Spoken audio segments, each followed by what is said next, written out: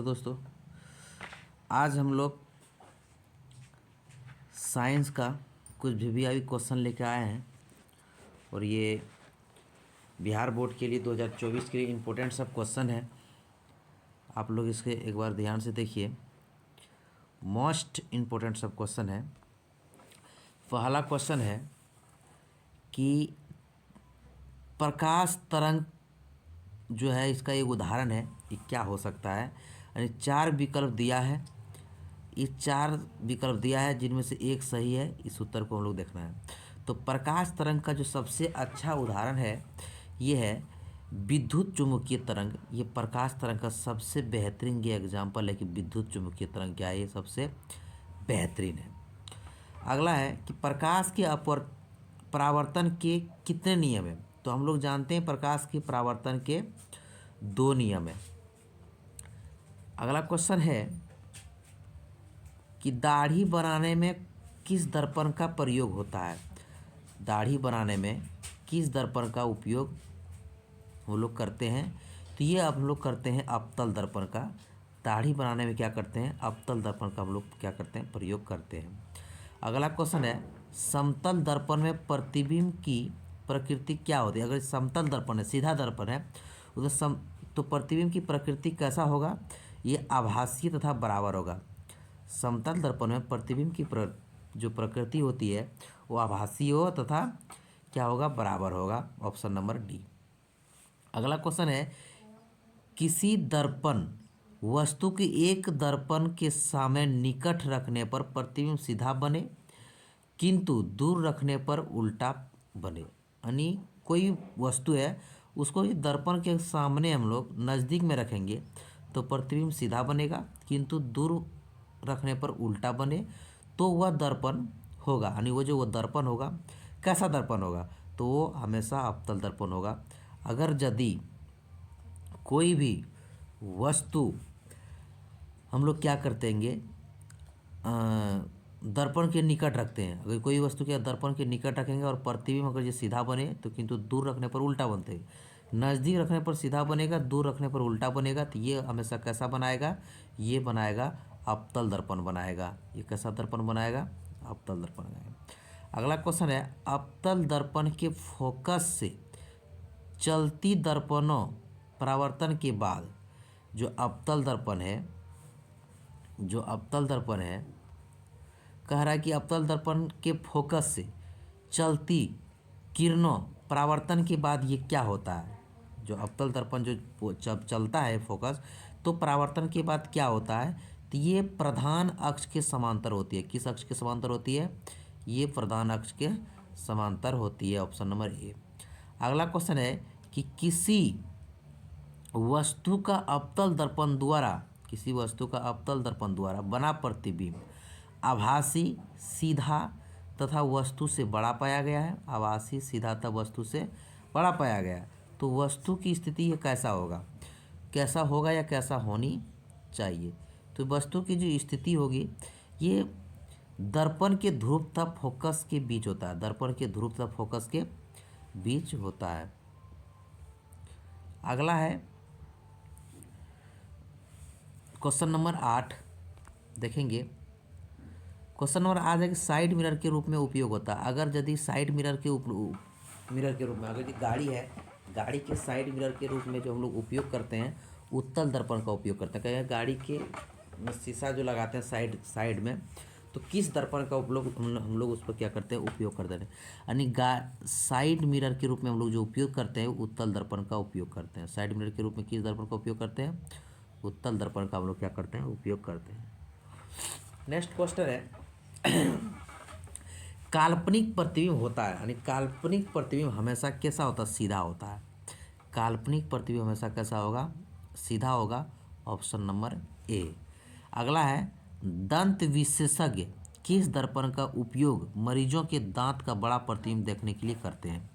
दंत विशेषज्ञ दर्पण का उपयोग मरीजों के दांत का बड़ा प्रतिबिंब देखने के लिए करते हैं। दंत विशेषज्ञ मतलब दांत वाला जो भी डॉक्टर होता है वो देखने के लिए, दांत वाला जो डॉक्टर होता है वो बड़ा चीज़ को देखने के लिए अवतल दर्पण का प्रयोग करते हैं। किस दर्पण का प्रयोग करते हैं, अवतल दर्पण का करते हैं। दंत विशेषज्ञ जो होता है वो अवतल दर्पण का क्या करते हैं, प्रयोग करके अपना क्या करते हैं, जांच पड़ताल करता है। नेक्स्ट क्वेश्चन है कि गोलीय दर्पण में, नेक्स्ट क्वेश्चन क्या है कि गोलीय दर्पण में परावर्तन के नियम का पालन करता है। गोलीय दर्पण में किस परावर्तन के नियम का पालन करता है? तो गोलीय दर्पण में परावर्तन के नियम का पालन होता है। किसका होता है? गोलीय दर्पण में परावर्तन के नियम का पालन होता है। नहीं होता है, ऑप्शन नहीं होता है, या दर्पण की प्रकृति के अनुसार होता है। क्या होता है इसमें? गोलीय दर्पण में परावर्तन के नियम का पालन होता है, ऑप्शन नंबर बी। अगला है कि अवतल दर्पण की फोकस दूरी, उसकी वक्रता त्रिज्या की क्या होती है? हमेशा जानते हैं आधी होती है। नहीं, अवतल दर्पण की जो फोकस दूरी होती है वक्रता त्रिज्या की क्या होती है? आधी होती है। नेक्स्ट क्वेश्चन है आपका 13 कि निम्नलिखित में किसके द्वारा एक बिंदु स्रोत से समांतर किरण पुंज मिल सकता है? निम्नलिखित में किसके द्वारा एक बिंदु स्रोत से समांतर किरण पुंज क्या होता है, मिल सकता है? ये होगा अवतल दर्पण के द्वारा। अवतल के दर्पण के द्वारा क्या होगा, बिंदु स्रोत से समांतर किरण पुंज हमेशा मिल सकता है। क्वेश्चन है अगला कि परावर्तन का कोण होता है, परावर्तन का कोण कैसा होता है? तो परावर्तन का जो कोण होता है, परावर्तित किरण और दर्पण की सतह पर खींची गई अभिलंब के बीच का कोण होता है। कैसा होता है? परावर्तन का कोण जो होता है, तो ये क्या होता है? ऑप्शन नंबर डी में परावर्तित किरण और दर्पण की सतह पर खींची गई अभिलंब के क्या होता है? बीच होता है। अगला क्वेश्चन, किसी माध्यम का अपवर्तनांक यू म्यू का मान होता है, यानी साइन आई बटे साइन आर। किसी माध्यम की अपवर्तनांक जो म्यू है, इसका जो मान होता है साइन आई बटे sine R, option number B हो जाएगा आपका, साइन आई बटे साइन आर। अगला क्वेश्चन है आपका क्वेश्चन नंबर 16। 16 नंबर क्वेश्चन क्या है कि 16 नंबर यहाँ, किसी बिंब का वास्तविक तथा समान आकार, किसी बिंब का वास्तविक तथा समान आकार का प्रतिबिंब प्राप्त करने के लिए बिंब को उत्तल लेंस के सामने कहाँ रखेंगे, कहाँ रखना चाहिए? फोकस की दूरी की दुगुनी पर कहाँ रखना चाहिए? फोकस दूरी की दुगुनी दूरी पर रखना चाहिए। किसी बिंब के वास्तविक तथा समान आकार का जो प्रतिबिंब प्राप्त करने के लिए बिंब को उत्तल लेंस के सामने रखेंगे।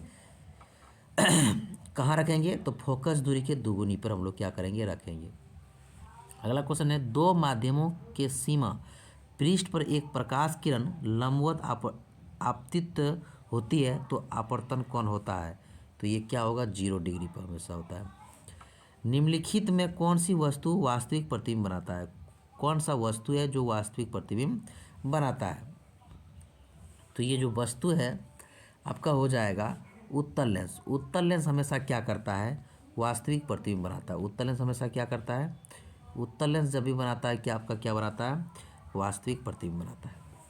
अगला क्वेश्चन है कि किसी बिंदु का अवतल दर्पण द्वारा बना प्रतिबिंब आभासी, सीधा तथा बिंब से बड़ा पाया गया है तो वस्तु की स्थिति कहाँ होनी चाहिए? तो ये जो वस्तु की स्थिति होनी चाहिए, मुख्य फोकस कहाँ होना चाहिए? मुख्य फोकस तब वक्रता केंद्र के बीच होनी चाहिए। मुख्य फोकस वक्रता केंद्र के बीच होनी चाहिए। ऑप्शन नंबर आपका हो जाएगा यहाँ पे डी। मुख्य फोकस तब वक्रता केंद्र के क्या होना चाहिए?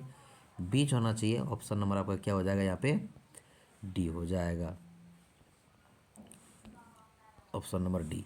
अगला क्वेश्चन है कि प्रकाश, अगला क्वेश्चन क्या है? प्रकाश एक माध्यम से जिसका अपवर्तनांक n1 दूसरे माध्यम में जिसका अपवर्तनांक n2 है जाता है। यदि आपतन कोण आई तब परावर्तन कोण r हो तो साइन आई और साइन r बराबर होगा। यानी किसके बराबर? साइन आई बटे साइन आर होता है तो n1 बटे n2 बटे n1। ऑप्शन नंबर क्या हो जाएगा? डी। अगला क्वेश्चन है आपका कि सरल सूक्ष्मदर्शी में किसका उपयोग होता है? सरल सूक्ष्मदर्शी में हम लोग किसका उपयोग करते हैं? तो सरल सूक्ष्मदर्शी में हमेशा हम लोग क्या करते हैं? उत्तल लेंस का उपयोग करते हैं। किसका उपयोग करते हैं? उत्तल लेंस का उपयोग करते हैं। ऑप्शन नंबर ए, किसका उपयोग करते हैं? उत्तल लेंस का उपयोग करते हैं। अगला है क्वेश्चन कि उत्तल लेंस को डैश लेंस भी कहा जाता है। उत्तल लेंस को हम लोग डैश लेंस यानी कि अभिसारी लेंस भी हम लोग कहते हैं। उत्तल लेंस को हम लोग कौन सा लेंस कहते हैं? अभिसारी लेंस भी उत्तल लेंस को हम लोग कहते हैं। उत्तल लेंस को हम लोग अभिसारी लेंस भी कहते हैं। अगर लेंस की क्षमता व्यक्त की जाती है, लेंस का क्षमता को जो हम लोग व्यक्त करते हैं फोकस दूरी के व्युत्क्रम द्वारा। लेंस की क्षमता को किसको करते हैं? फोकस दूरी के व्युत्क्रम के द्वारा क्या करते हैं हम लोग इसको व्यक्त करते हैं। अगला क्वेश्चन है कि शीशे के स्लेब से, शीशा का जो स्लेब है, जब प्रकाश का अपवर्तनांक होता है तो उसमें क्या होता है? विचलन नहीं होता है और पाव स्थापित होता है। अगला 25 नंबर क्वेश्चन, जब प्रकाश क्या होता है? एक माध्यम से दूसरे माध्यम में जाता है तो अपने पूर्व पथ से विचलित हो जाती है, यानी पहले वाली पथ से क्या होती है? विचलित हो जाती है। ये प्रकाश के अपवर्तन के नियम के कारण होता है। प्रकाश के अपवर्तन के नियम के कारण ये होता है। यानी जब प्रकाश किरण एक माध्यम से दूसरे माध्यम जाती है तो पूर्व पथ से क्या होता है? विचलित हो जाती है। प्रकाश के अपवर्तन के कारण होता है। Option number B. अगला उत्तल लेंस। क्या है? उत्तल लेंस में जब वस्तु फोकस एवं लेंस के बीच रखी जाती है तब प्रतिबिंब बनता है। तो कैसा प्रतिबिंब बनता है? तो ये जो प्रतिबिंब बनेगा आपका, ये काल्पनिक और सीधा बनेगा। यानी उत्तल लेंस जो है, उत्तल लेंस में जब वस्तु फोकस और लेंस के बीच में रखी जाती है तो कैसा बनेगा? ये वास्तविक प्रतिबिंब, सॉरी, ये काल्पनिक प्रतिबिंब बनेगा। कैसा बनेगा ये? ऑप्शन नंबर काल्पनिक और सीधा बनेगा। ऑप्शन नंबर क्या होगा आपका? ए। काल्पनिक और सीधा बनेगा। ऑप्शन नंबर क्या हो जाएगा आपका? ए। अगला क्वेश्चन है कि जब उत्तल लेंस के सामने एक बीम को लेंस के फोकस और प्रकाशीय केंद्र के बीच रखा जाता है तो प्रतिबिंब बनता है। तो ये काल्पनिक और आवर्धित प्रतिबिंब बनता है। काल्पनिक और आवर्धित प्रतिबिंब बनता है। यदि अगला है कि यदि हवा के सापेक्ष कांच का अपवर्तनांक 1.5, हवा के सापेक्ष कांच का अपवर्तनांक 1.5 हो तो कांच के सापेक्ष हवा का अपवर्तनांक क्या होगा? इसमें देखा जाना चाहिए। तो इसमें जो कांच का अपवर्तनांक आपका होगा तो 1.5 यानी 1/1.5। ऑप्शन नंबर क्या हो जाएगा? डी। 1/1.5 होगा। अगला है एक उत्तल लेंस में 30 सेंटीमीटर की दूरी पर एक वस्तु बिंब रखी जाती है तो लेंस से उतनी दूरी पर वास्तविक प्रतिबिंब बनता है। तो ये क्या हो जाएगा? ऑप्शन नंबर सी, 15 सेंटीमीटर, क्योंकि ये आधा होता है। अगला है यदि वस्तु उत्तल लेंस के फोकस तथा फोकस दूरी के दोगुनी के बीच हो तो प्रतिबिंब ये क्या बनेगा? प्रतिबिंब ये क्या बनेगा? तो प्रतिबिंब कैसा बनेगा? उल्टा, वास्तविक उल्टा तथा बड़ा बनेगा। वास्तविक उल्टा तथा ये बड़ा बनेगा। ऑप्शन नंबर क्या हो जाएगा? डी हो जाएगा। नेक्स्ट क्वेश्चन है आपका, एक गोलीय दर्पण और पतले लेंस में से प्रत्येक की फोकस दूरी +25 सेंटीमीटर है तो ये दोनों उत्तल लेंस होगा। प्लस में है तो क्या होगा? उत्तल लेंस होगा। माइनस रहता तो क्या होता है? अवतल लेंस होता है। प्लस में हमेशा उत्तल लेंस होता है। अब अगला क्वेश्चन है आपका कि जब प्रकाश की किरण कांच से प्रवेश करती है तो मुड़ जाता है। किधर मुड़ जाता है? वो हमेशा अभिलंब के निकट होता है। क्या होता है? अभिलंब के निकट होता है। ऑप्शन नंबर आपका क्या हो जाएगा? बी। अगला है किसी दर्पण से आप चाहे कितनी दूरी पर खड़े हो आपका प्रतिबिंब सदैव सीधा प्रतीत है। सदैव दर्पण जो होता है, समोत्तल दर्पण कैसा होगा? या तो समतल होगा या तो उत्तल होगा, या तो समतल होगा या तो उत्तल होगा आपका। Option number D. किसी दर्पण से आप चाहे कितने ही दूरी पर खड़े हो आपका प्रतिबिंब सदैव सीधा प्रतीत होता है। तो अतः समोत्तल दर्पण जो होगा या तो समतल या तो उत्तल होगा। किसी माध्यम में, अगला क्वेश्चन है कि किसी माध्यम में अपवर्तनांक म्यू का जो मान होता है साइन आई बटे sine R, option number B. अगला है एक उत्तल लेंस होता है। जो उत्तल लेंस होता है हमेशा किनारे की अपेक्षा बीच में मोटा होता है। उत्तल लेंस में क्या होता है, किनारे की अपेक्षा बीच में क्या होता है, मोटा होता है। अगला क्वेश्चन है कि किसी गोलीय दर्पण तथा किसी पतले गोले लेंस दोनों की फोकस दूरियां -15 सेंटीमीटर है। दर्पण तथा लेंस संभवतः जो होगा ये दर्पण उत्तल होगा तथा लेंस अवतल होगा। यानी किसी गोलीय दर्पण तथा किसी पतले गोलीय लेंस दोनों फोकस दूरियां अगर ये माइनस में होगा तो दर्पण क्या होगा, उत्तल, तथा लेंस क्या होगा, अवतल होगा। अगला क्वेश्चन है अवतल दर्पण से परावर्तन के बाद किरण किस बिंदु से गुजरेगा। किरण जो होगा गुजरेगा किस बिंदु से, तो ये किरण जब गुजरेगा एफ से गुजरेगा, फोकस होते हुए जाएगी। यानी अवतल दर्पण से परावर्तन के बाद किरण जो होता है मुख्य फोकस से होते हुए गुजरती है। किधर से गुजरती है, मुख्य फोकस होते हुए गुजरती है, ऑप्शन नंबर बी।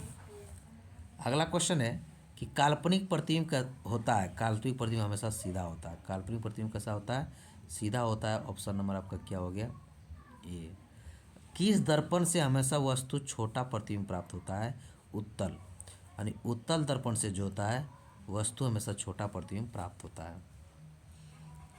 अगला है क्षमता वाले अवतल लेंस की फोकस दूरी होगी, क्या है कि क्षमता वाले अवतल लेंस की फोकस दूरी होगी 25 सेंटीमीटर। कितना होगी, 25 सेंटीमीटर होगी।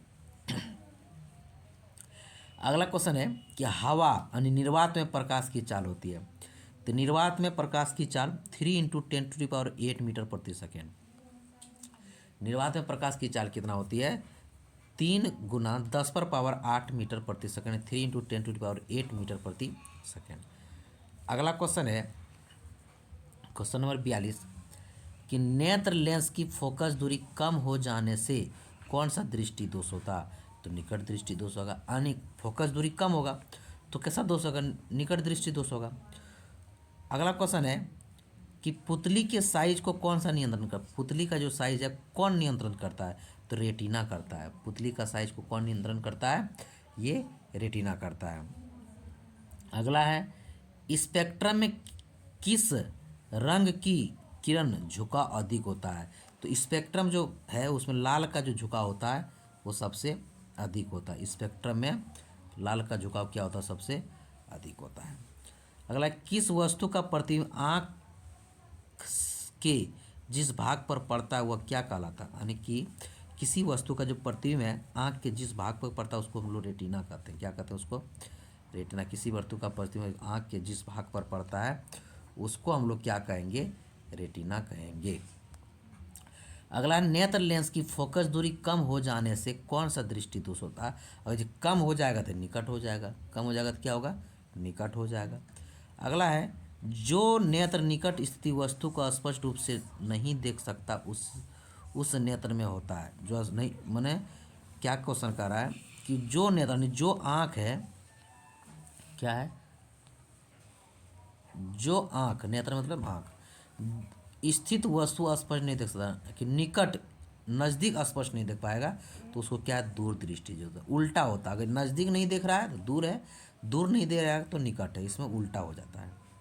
अगला है कि दूरदृष्टि का उपचार किस लेंस से करते हैं, तो दूरदृष्टि का उपचार हम लोग अभिसारी लेंस से करते हैं। दूरदृष्टि दोष का क्या करते हैं, दूरदृष्टि दोष का उपचार किस प्रकार की लेंस से करते हैं, तो अभिसारी लेंस से करते हैं। अगला है स्पेक्ट्रम प्राप्त करने के लिए किसका उपयोग होता है। स्पेक्ट्रम प्राप्त करने के लिए हम लोग प्रिज्म का उपयोग करते हैं। अब यहाँ पे देखो दूरदृष्टि दोष को उपचार करने के लिए हम लोग अवतल उत्तल तो ऑप्शन नहीं है, इसीलिए यहाँ पे अभिसारी हो जाएगा। स्पेक्ट्रम प्राप्त करने किसका उपयोग करते हैं, हम लोग प्रिज्म का प्रयोग करते हैं। तो अगला क्वेश्चन है 5वां नंबर क्वेश्चन है कि पीत बिंदु के कुछ नीचे अन्य बिंदु रहता है, उसे हम लोग क्या कहते हैं, तो उसको हम लोग क्या कहते हैं, अंध बिंदु कहते हैं। क्या कहते हैं, अंधा बिंदु कहते हैं। तो आशा है आप लोग को यहाँ तक का क्वेश्चन अच्छा लगा होगा और आगे ही क्वेश्चन, इंपॉर्टेंट क्वेश्चन लेके हम लोग अगले वीडियो में आएंगे। बस आज यहीं तक, नेक्स्ट वीडियो अगले क्वेश्चन लेके हम लोग आएंगे। कल का क्लास में हम लोग उसको देखेंगे। जय हिंद।